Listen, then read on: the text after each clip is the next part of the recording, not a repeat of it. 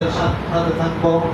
সম্মানিত হাজিরিন, এই সামনে জায়গাতে ঝামেলা করে কত কষ্ট কত না হলে বাইরে যে কত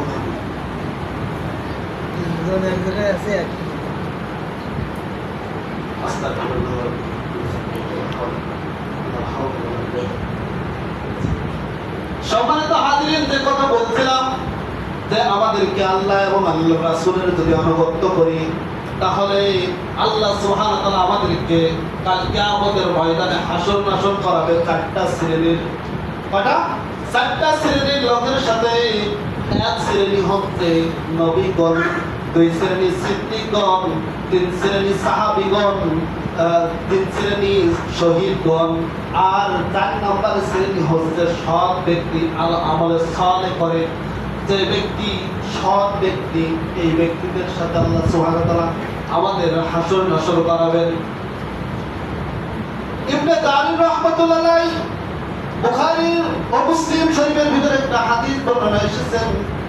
একজন আনসারী সাহাবী রাসূলুল্লাহ সাল্লাল্লাহু আলাইহি ওয়াসাল্লামের দরবারে আসলেন, কিন্তু সে কি ধরে একটা প্রশ্ন করবে, তার মনের ভিতরে একটা চিন্তিত অস্থির ভাব। রাসূলুল্লাহ সাল্লাল্লাহু আলাইহি ওয়াসাল্লামের বুঝতে বাকি রইল না যে আমার এই সাহাবী কোনো কিছু প্রশ্ন করতে চাই। রাসূলুল্লাহ সাল্লাল্লাহু আলাইহি ওয়াসাল্লাম ডাকে বললেন, হে আমার সাহাবী, তুমি কি কিছু বলতে চাও? তোমাকে বিষণ্ণ দেখা যায় কেন, অস্থিরতা দেখা যায় কেন?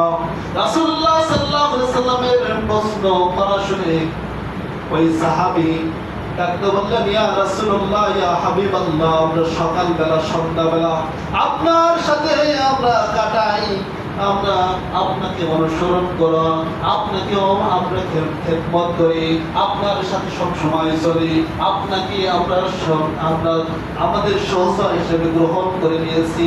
ইয়া রাসূলুল্লাহ, ইয়া হাবিবাল্লাহ, আমাকে জানতে ইচ্ছা হয় যে আমরা দুনিয়াতে আপনার সাথী হয়েছি, আপনার সঙ্গী হয়েছি। ইয়া রাসূলুল্লাহ, ইয়া হাবিবাল্লাহ, আমাকে জানাইয়া দেন কাল কিয়ামতের ময়দানে আমরা কি আপনার সাথী হতে পারবো, আপনার সাথে থাকতে পারবো কি? রাসূলুল্লাহ সাল্লাল্লাহু আলাইহি ওয়াসাল্লাম সাহাবীর কথা শ্রবণ করার পরে তিনি কোনো কথা বললেন না। তিনি কি করলেন না? কোনো কথা বললেন না। তার প্রশ্নের কোনো অ্যানসার দিলেন না, জবাব